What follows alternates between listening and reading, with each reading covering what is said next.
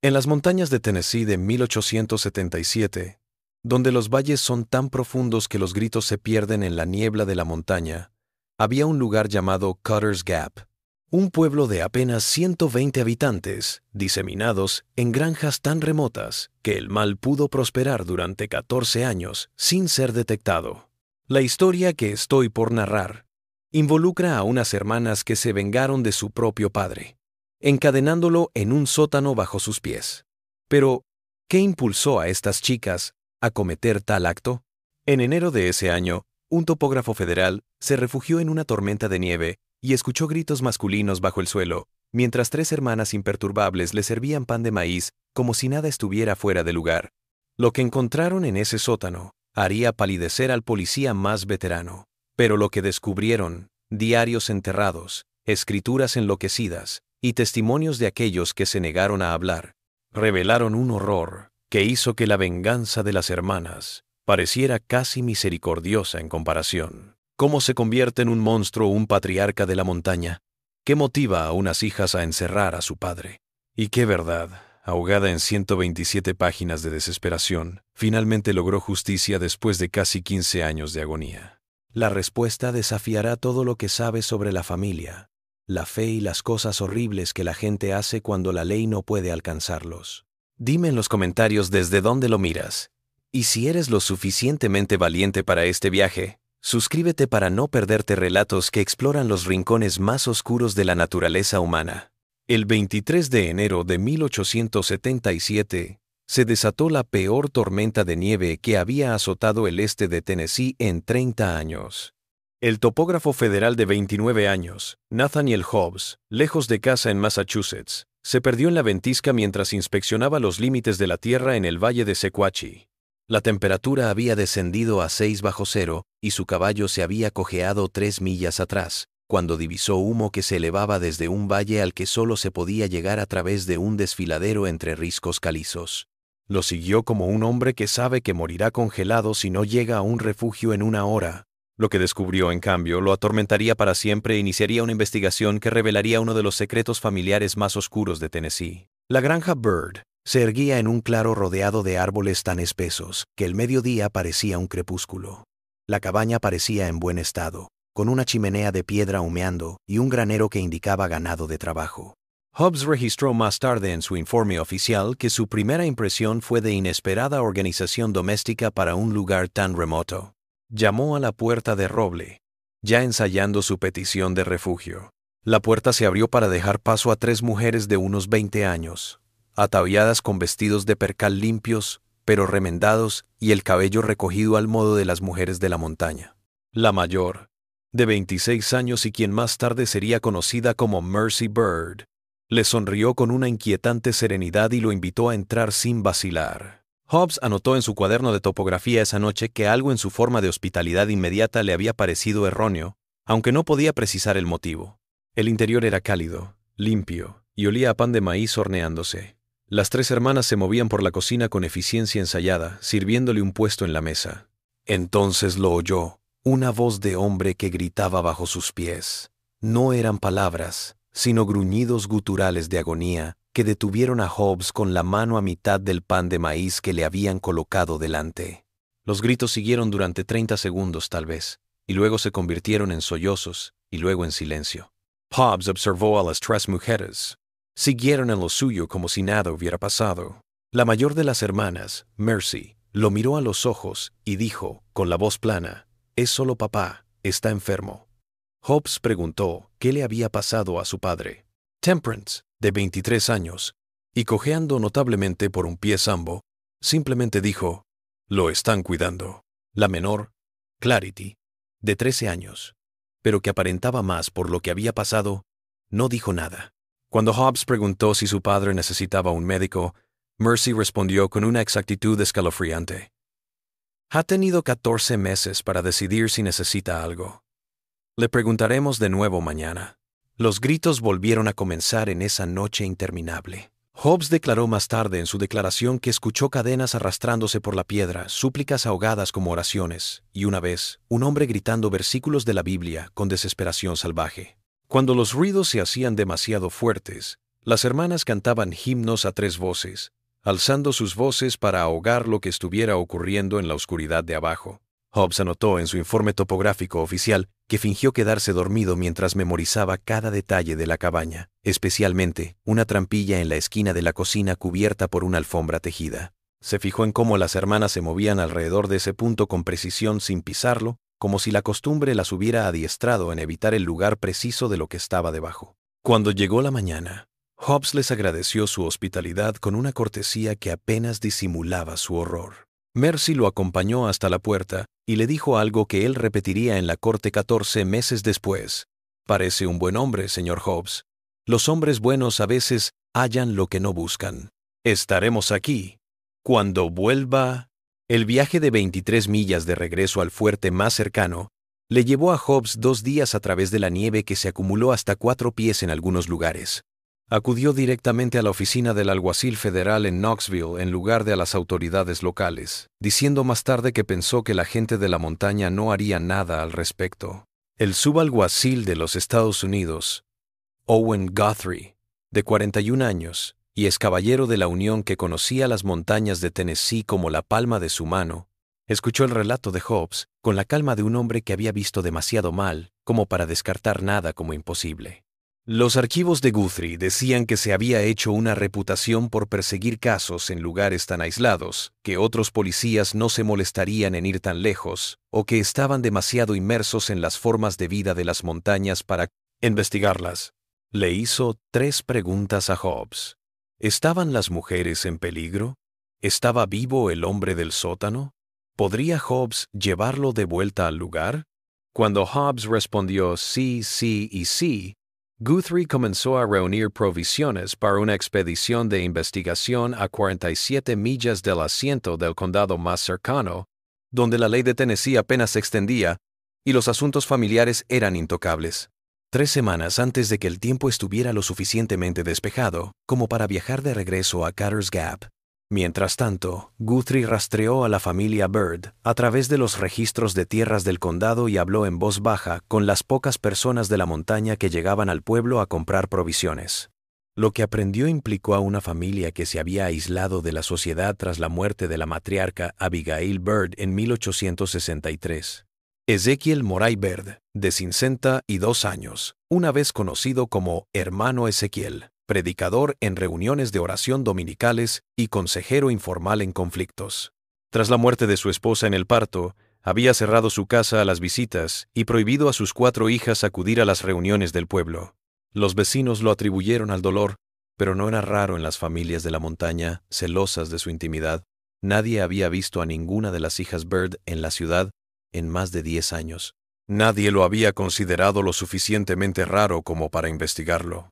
El código de la montaña establecía que lo que ocurría en la tierra de un hombre era su asunto y meterse en sus asuntos era peor que cualquier pecado oculto. El 14 de febrero de 1877, el mariscal Guthrie y el agrimensor Hobbs aparecieron en la granja Bird bajo cielos despejados de invierno que solo sirvieron para enfatizar el aislamiento. La declaración jurada de investigación de Guthrie, que se guarda en los archivos estatales de Tennessee como el caso judicial número 1878 CR47, relata cómo se acercó a la propiedad, sabiendo que lo que ocurriera en ese valle se perdería en el silencio de la montaña si no se registraba. Las 3 hermanas Bird los recibieron en la puerta con la misma inquietante serenidad que Hobbs había visto 3 semanas antes. Mercy los hizo pasar, les sirvió café y les preguntó directamente si venían por su padre. Cuando Guthrie lo confirmó, ella simplemente dijo, «Les mostraremos. Hemos estado esperando que alguien en el poder vea». Su empleo de autoridad le sonó a Guthrie intencionado, como si captara la diferencia entre la ley federal y la costumbre de la montaña. Ella los condujo a la esquina de la cocina, donde la alfombra tejida cubría la trampilla que Hobbs había observado en su primera visita. Temperance apartó la alfombra, dejando al descubierto una puerta de madera cerrada con un cerrojo de hierro. El cerrojo no estaba oxidado a pesar de la humedad de la cabaña, señal de que se abría con frecuencia. En cuanto Mercy cerró el cerrojo, el tintineo de las cadenas se escuchó de inmediato abajo, y luego la voz de un hombre croó, «Gracias a Dios, gracias hombres federales, les oí hablar. Mis hijas se enloquecieron. Me tienen cautivo. Deberíais detenerlas». Guthrie bajó las escaleras en una oscuridad que su linterna apenas podía perforar. La declaración que dio 4 días después tiene 23 páginas de documentación cuidadosa, pero el primer párrafo resume el horror en un lenguaje clínico que de alguna manera lo empeora. Sujeto descubierto encadenado por un collar de hierro y grilletes a una pared de piedra caliza de la bodega de unos 8 por 12 pies. Individuo desnutrido y sucio, en sus propias heces. La temperatura de la bodega es de 38 grados. La evidencia apunta a una larga prisión. El hombre encadenado a la pared era Ezekiel Moray Bird, aunque Guthrie declaró que al principio dudó de esta identificación, ya que la persona que tenía ante él parecía más cercana a los 70 que a los 52 años. El pelo y la barba de Bird crecieron salvajes, sucios. Su ropa, jirones. La cadena que lo sujetaba no le permitía alejarse más de 4 pies de la pared, lo suficiente para llegar a un cubo de basura y a un cuenco de madera lleno de lo que parecían ser restos de vegetales y pan de maíz rancio. Guthrie registró que el collar de hierro estaba cerrado con un candado cuya llave las hermanas guardaban en un cordón de cuero que colgaba en la cocina. Las cadenas de los tobillos estaban ancladas directamente en la caliza con púas de hierro clavadas en la roca. Cuando Guthrie preguntó cuánto tiempo había estado preso Bird, la voz sobre la trampilla respondió antes de que Bird pudiera hablar. Mercy dijo con firmeza: 14 meses, 2 semanas y 3 días. Contamos. Bird empezó a gritar que sus hijas estaban locas, que el aislamiento las había quebrado, que él había sido un buen padre, que no había hecho nada para merecer esto. Recitó las escrituras, pasajes sobre los hijos que honran a los padres, la autoridad patriarcal bajo la ley de Dios. Guthrie hizo notar en su declaración que la habilidad de Bird para citar pasajes bíblicos indicaba que su mente permanecía clara a pesar de su deterioro físico. El mariscal volvió a subir para hablar con las hermanas, dejando a Hobbs para que fotografiara la bodega con bocetos detallados que luego se mostraron como prueba. Mercy, Temperance y Clarity se sentaron a la mesa de la cocina y respondieron a cada pregunta con una exactitud perturbadora. Cuando Guthrie le preguntó por qué habían encarcelado a su padre, Mercy respondió: por lo que le hizo a Prudence, por lo que nos hizo a todas nosotras. Cuando se le presionó para que explicara, añadió: nuestra madre murió al dar a luz a Clarity en noviembre de 1863. Después de eso, papá dijo que teníamos que ser sus esposas en todos los aspectos. Dijo que el aislamiento era otro mundo, que la ley de la montaña no era la ley de la ciudad, que Abraham tenía esposas, también Jacob. La manera casual en que Mercy reveló esta información hizo que el estómago de Guthrie se agitara. Su testimonio indica que las 3 hermanas presentaban anomalías físicas que él, por sus años en comunidades aisladas de montaña, identificó como signos de endogamia. Mercy era parcialmente sorda de su oído izquierdo, algo que atribuyó a una infección de la infancia no tratada, pero que parecía más consistente con defectos hereditarios. El pie sambo de Temperance era lo suficientemente severo como para hacer difícil caminar. Clarity, la menor, parecía a punto de desmayarse por el más mínimo esfuerzo. Cuando Guthrie le preguntó directamente si su padre las había obligado, las 3 asintieron. Cuando preguntó si esto había producido embarazos, Mercy respondió: Prudence tuvo 2 mellizos mortinatos en 1868. Tuvo otro hijo en 1870 que vivió 3 días. Ella falleció en noviembre de 1875 a causa de complicaciones de un 4º embarazo. Nuestra hermana está enterrada detrás del granero. En las notas del mariscal consta que preguntó dónde estaban enterrados los demás bebés. Temperance apuntó al mismo lugar. Guthrie añadió a sus archivos: las hermanas dicen que el padre se negó a conseguir ayuda médica para el último parto de Prudence y murió a los 27 años. Desde el sótano, Ezekiel Bird gritaba excusas que Guthrie podía oír a través de la escotilla abierta. Mantuve mi sangre limpia. Preservé la línea. Abraham tuvo a Sara y a Agar. Jacob tuvo a Raquel y a Lea. Los patriarcas conocían el aislamiento y el pacto que necesitaban. Mercy miró a Guthrie. Ha estado diciendo eso durante 14 meses. Él piensa que Dios le dio permiso. Cuando el mariscal preguntó por qué la habían encarcelado en vez de matarla, Clarity habló por primera vez. Su voz era tranquila, pero decidida. Queríamos que supiera lo que era ser poseído, ser propiedad. Tener a otro decidiendo si comías o morías de hambre, si vivías en la suciedad o en la limpieza, si sufrías o encontrabas consuelo. Lo queríamos presente y consciente todos los días. Temperance, añadió, nunca lo golpeamos, nunca lo tocamos, simplemente lo mantuvimos igual que él nos mantuvo a nosotras. Guthrie inició la búsqueda metódica de la granja. Hobbs se quedó con las hermanas. En el dormitorio de Ezekiel Bird, el mariscal encontró un diario encuadernado en cuero que la fiscalía llamaría Prueba C. El diario abarcaba 89 páginas de entradas desde noviembre de 1863 hasta octubre de 1876 escritas con una caligrafía pulcra para tratarse de campesinos aislados de montaña. Cada anote registraba qué hija había realizado los llamados deberes matrimoniales ese día, junto con citas bíblicas que según él justificaban los actos. Las citas bíblicas que se encuentran en los archivos judiciales mencionan Génesis 19, las hijas de Lot, las costumbres matrimoniales patriarcales y los argumentos teológicos sobre la conservación de la línea. El diario bien documentado de Bird mostraría que sabía lo que estaba haciendo y había creado un sistema de racionalización en lugar de actuar por ignorancia o locura. Pero la evidencia más condenatoria estaba escondida en la Biblia familiar, una versión gigante de la King James que se sentaba en la mesa de la sala, como en exhibición. Cuando Guthrie la abrió, las páginas interiores habían sido ahuecadas para formar un escondite. En su interior, otro diario, esta vez con letra más pequeña y desesperada. La primera página estaba encabezada por el nombre de Prudence Bird y la fecha, 15 de noviembre de 1863. La primera nota decía: mamá murió hoy, dando a luz a Clarity.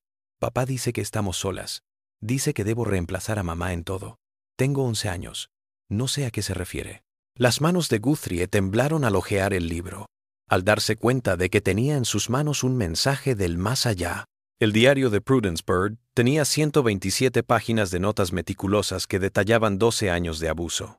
El mariscal Guthrie se sentó a la mesa familiar de los Bird y leyó las entradas en voz alta para la evidencia de la corte, mientras las 3 hermanas sobrevivientes escuchaban sin mostrar emoción. Las primeras imágenes eran confusas. Una niña que se transformaba en horrorizada. Diciembre de 1863. Papá vino a mi habitación anoche. Dijo que mamá dormía con él y que ahora yo debo hacerlo. Dijo que esto es lo que la Biblia quiere decir con que las hijas obedezcan a los padres. Me dolió. Lloré. Pero él dijo que debía callarme o despertaría a mis hermanas. Enero de 1864. Papá dice que ya no podemos ir a la iglesia, porque la gente del pueblo no comprendería las costumbres de la montaña. Dice que somos como los patriarcas del desierto, que el aislamiento nos hace obedecer leyes más antiguas que las de la ciudad. La evolución de la escritura de Prudence reveló un abuso que comenzó tras la muerte de su madre y que se agravó a medida que cada hermana alcanzaba la adolescencia. En marzo de 1864, Prudence estaba catalogando la racionalización teológica de su padre. Grabó diálogos completos en los que Ezekiel Bird exponía su interpretación de las Escrituras, tomando como ejemplos la relación de Abraham con Agar, las hijas de Lot, que conservaron el linaje de su padre, y las múltiples esposas de Jacob, como ejemplos bíblicos del llamado pacto patriarcal en aislamiento que él propugnaba. Prudence escribió: papá dice que Abraham estaba dispuesto a sacrificar a Isaac porque un padre posee a sus hijos según la ley de Dios. Nos dice que le pertenecemos, así como Sara le perteneció a Abraham. Las busqué en la Biblia de mamá, aunque no creo que papá las lea bien. Pero solo tengo 12 años, y dice que los hijos no pueden cuestionar a los padres. Los archivos de la corte indican que el doctor Horace Apprentice, el médico del condado que más tarde revisó el diario, declaró que la alfabetización y la inteligencia de Prudence hacían que su registro fuera especialmente fiable. Ella no solo estaba documentando acontecimientos, sino que estaba cuestionando el marco teológico que su padre empleaba para justificarlos. Los años centrales del diario cronometraron la escalada del abuso de Ezekiel para abarcar a cada hermana a medida que crecían. Junio de 1865. Papá empezó a ir a la habitación de Mercy el mes pasado, cuando cumplió 14 años. La oigo llorar a través de la pared. Se preguntó si papá me hace eso. Asentí. Nos abrazamos y lloramos. Papá oyó y nos pegó a las dos por chismosas familiares.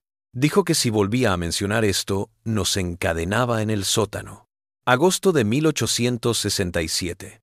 Papá ahora va a ver a Temperance, de 13 años. Ella camina peor ahora. Creo que por intentar escapar de él. La sorprendió en el ático del granero.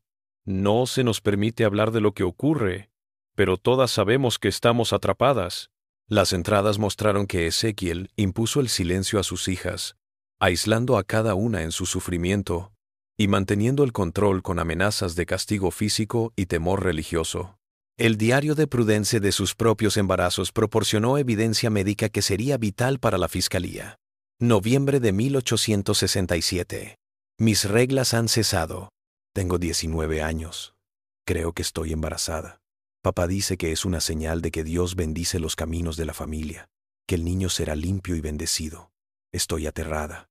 El embarazo llegó a término en marzo de 1868 con gemelos natimortos que Prudence describió con detalles demasiado gráficos para repetirlos en la corte. El testimonio posterior del doctor Aprendiz corroboró que las notas de Prudence coincidían con dolencias propias de la endogamia, las deformidades extremas que había esbozado en los márgenes del diario. Un segundo embarazo, en 1869, dio lugar a una hija nacida en febrero de 1870, que vivió solo 3 días. La nota de Prudence sobre la muerte de la niña dice: la enterramos con los gemelos. Papá dijo que su muerte era una señal de que debíamos intentarlo de nuevo, que Dios estaba poniendo a prueba nuestra fe. Le dije que no podría soportar otro embarazo. Dijo que los temores de las mujeres no son nada en comparación con la voluntad de Dios. Las siguientes entradas del diario revelaron la conciencia creciente de Prudence de que la evidencia podría ser su única arma. Enero de 1873. He empezado a anotar fechas y cosas por si acaso alguien encuentra esto algún día. Papá lleva su propio diario que esconde en su habitación. Si alguna vez hay justicia por lo que ocurre aquí, debe haber evidencias. Los montañeses no creen a las mujeres sin pruebas. Ella empezó a tomar notas de fechas exactas de maltrato, relacionándolas con daños visibles y el estado de ánimo de su hermana. Abril de 1874. Clarity tiene ahora 10 años. Papá no la ha tocado, pero lo hará. Aún tiene algo de inocencia. Trato de protegerla, pero sé que no puedo. Octubre de 1875. Estoy encinta de nuevo. Mi cuerpo se agota. Tengo 27. Pero me siento de 60. Mercy dice que tenemos que hacer algo una vez que me haya ido. Le revelé dónde oculto este diario. Le hice jurar que haría que papá pagara por lo que hizo. Las últimas entradas de Prudence fueron en noviembre de 1875, 2 días antes de su muerte por complicaciones de un embarazo que Ezequiel se negó a tratar. Ella escribió: me estoy muriendo. Lo siento. El bebé en mi interior me está matando. Y me alegro porque significa huir. Pero mis hermanas estarán atrapadas. Mercy es fuerte. Temperance es inteligente. Clarity es joven, pero más valiente de lo que cree. Les he dicho dónde se encuentra este diario. Les dije todo. Todo está aquí. Cada fecha, cada acción, cada excusa que utilizó papá. Si alguna vez lees esto, no éramos malas. Solo estábamos sobreviviendo. Difundan nuestra historia para que ninguna niña esté sola. La última línea era apenas legible, como si se hubiera escrito con las fuerzas agotándose. Que pague por lo que nos hizo. El testimonio del mariscal Guthrie dice que tras leer estas entradas inmediatamente mandó llamar al doctor Apprentice y se desplazó desde la capital del condado para examinar a las 3 hermanas supervivientes. El informe del médico, llenado durante 2 días en febrero de 1877 y guardado como la evidencia D de la fiscalía, proporcionó evidencia física consistente con la cronología de Prudence. Mercy presentaba cicatrices en línea con trauma sexual que comenzó en la adolescencia, fracturas curadas a medias en su mano izquierda por una paliza que Prudence había registrado en 1866, y pérdida de audición en su oído izquierdo, lo que el examen médico sugirió que fue causado por repetidos traumatismos en la cabeza en lugar de una infección. El pie sambo de Temperance reveló que se había roto y curado mal, lo que coincidió con la entrada de Prudence de 1867 sobre Ezequiel, que la sorprendió tratando de escapar. Clarity, la menor, estaba desnutrida y tenía un soplo cardíaco que el doctor aprendiz hizo notar en su informe como concordante con defectos hereditarios que se ven en poblaciones aisladas que se reproducen entre sí. El chequeo del médico también dejó constancia de que las 3 hermanas habían estado embarazadas en el pasado, aunque los embarazos de Mercy y Temperance habían terminado en abortos espontáneos tempranos que nunca habían mencionado. El doctor aprendiz anotó en su informe clínico: estas mujeres muestran signos físicos de abuso sexual crónico que se inició en la preadolescencia.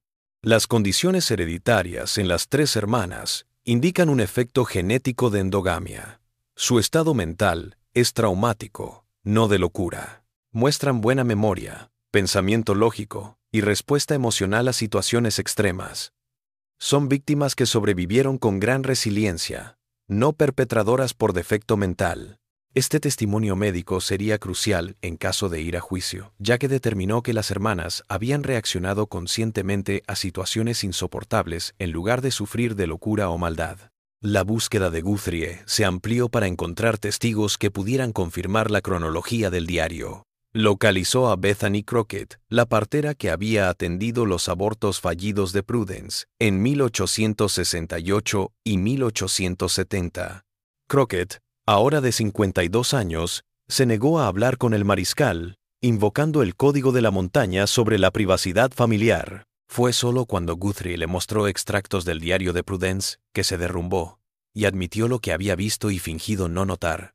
El testimonio de Bethany Crockett en una declaración jurada de marzo de 1877, archivada en los registros del juicio, expuso el fracaso colectivo de la comunidad en responder a la evidencia obvia de abuso. La partera relató cómo atendió el parto de Prudence en marzo de 1868, cuando la joven tenía apenas 19 años y ya cargaba con gemelos concebidos por su abusador padre. Crockett declaró: «Supe que algo andaba mal en el momento en que puse un pie en esa casa. Prudence estaba muriendo por complicaciones. Las otras chicas, Mercy y Temperance, estaban demasiado calladas, demasiado asustadas. Se movían como perros apaleados. Cuando revisé a Prudence, noté moretones en su cuerpo que no estaban relacionados con el parto. Los mellizos nacieron muertos y ambos tenían deformidades que había visto en otros casos de endogamia». La partera reconoció que Ezekiel Bird le pagó el doble de lo normal y le dijo: «¿Olvidarás lo que viste aquí o nunca volverás a trabajar en estas montañas?» Crockett tomó el dinero y se quedó callada, una decisión que la atormentaría el resto de su vida.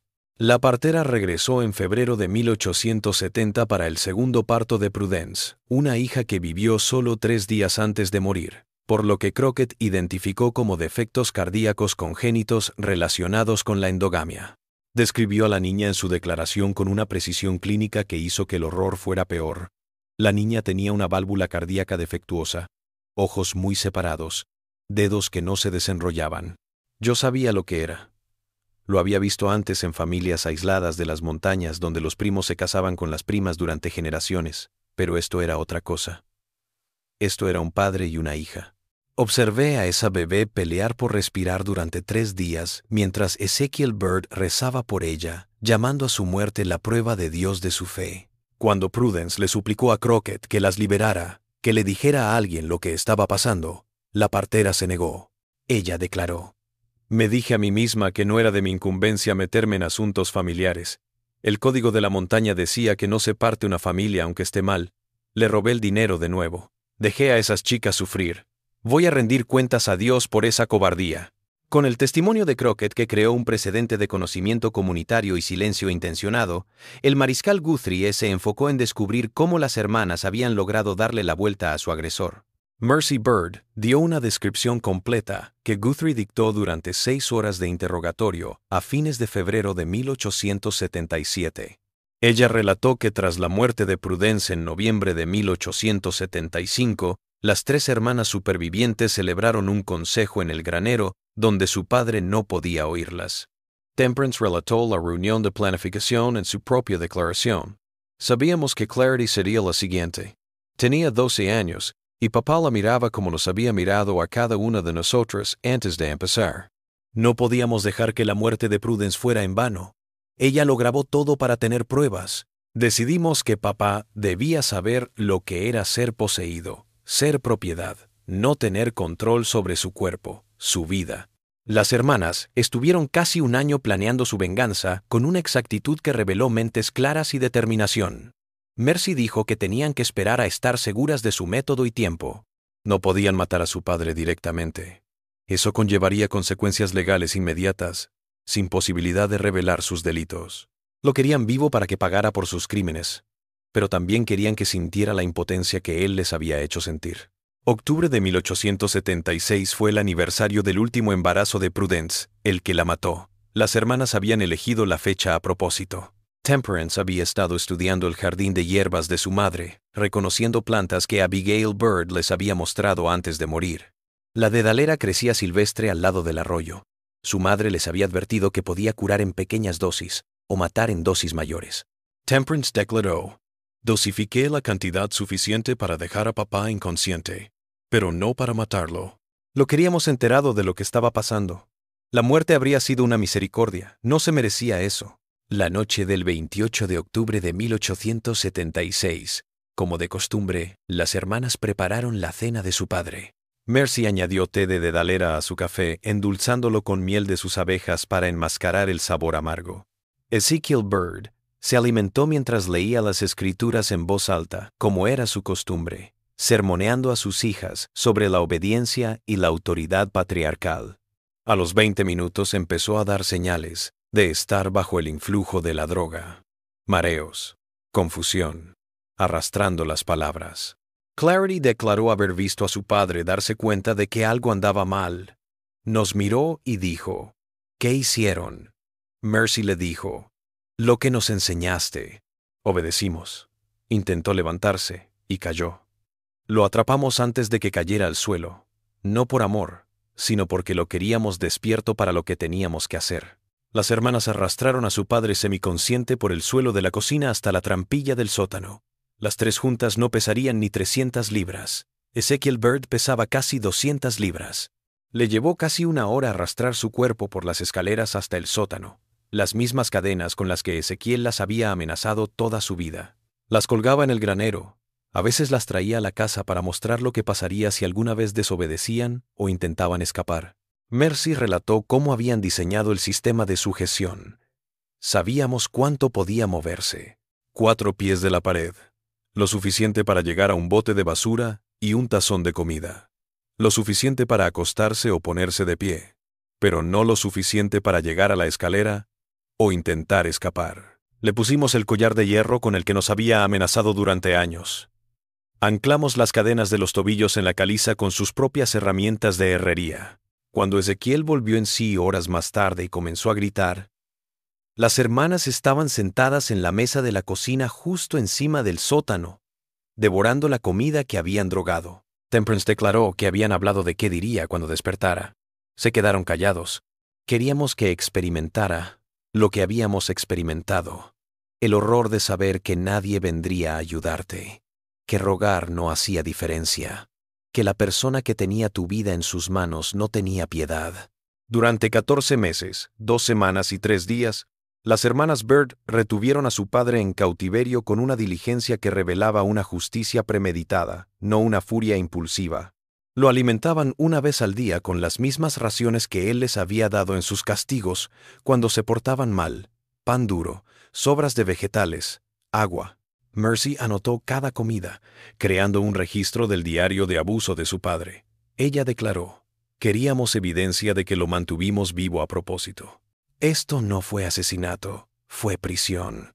Le proporcionamos lo suficiente para sobrevivir, pero no lo suficiente para estar cómodo».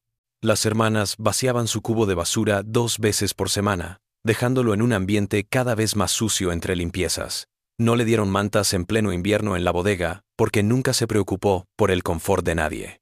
Lo peor de todo, lo obligaron a oír cada noche sus oraciones a voz en cuello por el alma de Prudence, con las voces resonando a través de las tablas del suelo hasta la oscuridad de abajo. La tortura mental fue peor que la física. Clarity dijo que las respuestas de su padre cambiaron durante los meses que estuvo en prisión. Al principio se enojó, gritando amenazas y citas bíblicas. Para la primavera de 1877 estaba negociando, prometiendo liberarlas si lo liberaban, jurando jamás volverlas a tocar. Para el verano estaba llorando, suplicando clemencia, arrepintiéndose. Pero las hermanas reconocieron estas tácticas como formas de manipulación que él había empleado a lo largo de sus vidas. Mercy testificó, papá era bueno para decir lo que fuera que lo mantuviera en control. Ya habíamos oído todas sus juras antes. No eran nada. Así que lo encadenamos y continuamos contando los días, esperando que alguien de fuera notara lo que había estado escondido en este valle durante 14 años. El juicio de Ezekiel Moray Byrd se inició el 15 de abril de 1878 en el Tribunal de Circuito del Condado de Rhea ante el juez Amos Whitfield, un abogado de 61 años, que había pasado 39 años resolviendo los casos más difíciles de Tennessee. La sala del tribunal en la sede del condado estaba llena, con más de 200 personas que habían llegado días antes de todo el estado, después de que los periódicos estatales llevaran la historia. El Knoxville Daily Tribune lo llamó el crimen familiar más perturbador de Tennessee. Un caso que nos hace cuestionar cómo el aislamiento alimenta el mal y el silencio se convierte en complicidad.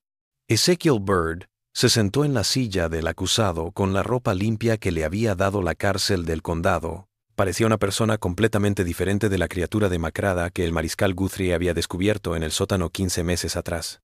Su abogado Marcus Thornton había tomado el caso a regañadientes, después de que 3 abogados anteriores se negaran, intuyendo que representar a Byrd dañaría su reputación profesional, ganara o perdiera. La acusación fue presentada por el fiscal de distrito Samuel Brennan, quien abrió con una estrategia que se convertiría en leyenda en la historia legal de Tennessee. En lugar de abrir con una historia impactante de encierro en el sótano, abrió el diario de Prudence Byrd y comenzó a leerlo en voz alta. La sala se quedó en silencio, mientras Brennan leía la primera entrada. 15 de noviembre de 1863. Mamá murió hoy al dar a luz a Clarity. Papá dice que estamos solas. Dice que debo reemplazar a mamá en todo. Tengo 11 años, no sé a qué se refiere. El fiscal leyó en orden, dejando que la voz de Prudence tejiera el caso poco a poco, año tras año, embarazo tras embarazo. Los archivos judiciales indican que algunas mujeres en la galería se pusieron a llorar y varios hombres salieron de la sala visiblemente enfermos. El juez Whitfield se mantuvo estoico, pero se limpió los ojos cuando Brennan leyó la última entrada de Prudence sobre morir sola mientras reunía pruebas para que sus hermanas pudieran obtener justicia. Tras 2 horas de lectura del diario, Brennan exhibió el propio libro de escrituras de Ezekiel Byrd como prueba C de la acusación. La diferencia entre los 2 diarios destrozó cualquier defensa. Mientras Prudence escribía con la esperanza desesperada de que a alguien le importara su agonía, Ezekiel escribía con gélida certeza teológica. Entre las entradas de muestra que se encuentran en el registro judicial, el 14 de junio de 1864, Prudence se niega a cumplir con sus obligaciones. Le discipliné como las escrituras lo permiten. Génesis 22 nos muestra que Abraham estaba dispuesto a sacrificar a Isaac. Los hijos le pertenecen al padre bajo la ley de Dios. Mis hijas son mías por derecho divino y natural. Otra entrada de marzo de 1866 decía: Mercy es mayor de edad. Ha comenzado su aprendizaje en los deberes matrimoniales. Es más obediente que Prudence al principio. El aislamiento de la ciudad a sus corrupciones posibilita una autoridad patriarcal apropiada, como la de Abraham, Jacob y otros hombres justos de las Escrituras. La datación cuidadosa en ambos diarios permitió a los fiscales comparar las entradas y mostrar que Ezekiel anotó los mismos actos que Prudence registró, pero los atribuyó al cumplimiento religioso en lugar de abuso criminal. El doctor Horace Aprendiz rindió testimonio durante 6 horas en 2 días, mostrando evidencia médica que respaldaba a ambos diarios. Sus informes de examen, acompañados de diagramas clínicos sellados a la vista del público debido a su naturaleza gráfica, registraron evidencia física de abuso sexual prolongado, que comenzó cuando cada hermana entró en la pubertad temprana. El testimonio del médico sobre los marcadores hereditarios consistentes con la endogamia dio una confirmación científica a los registros de Prudence de los embarazos abusivos de su padre.